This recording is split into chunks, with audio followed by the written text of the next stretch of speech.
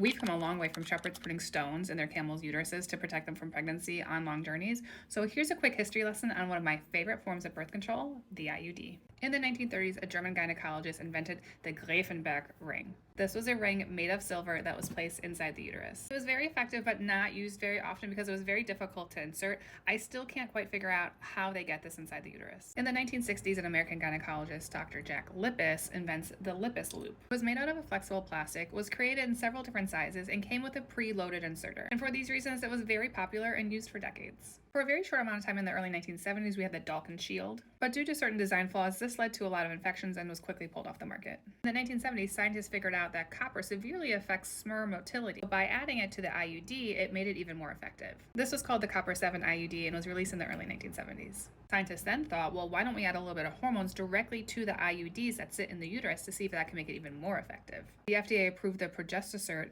in 1976. The downside with this IUD was, though, that the hormones only lasted for 1 year, so you had to get this replaced annually. In 1988, we got the Paragard IUD. This is still the copper IUD that we use today. This has more copper in it than the Copper 7, so it's more effective than the historical copper IUDs. In the early 1990s, Europe created the hormonal IUD as we know it now, the Mirena. And then it became FDA approved in the United States in the year 2000.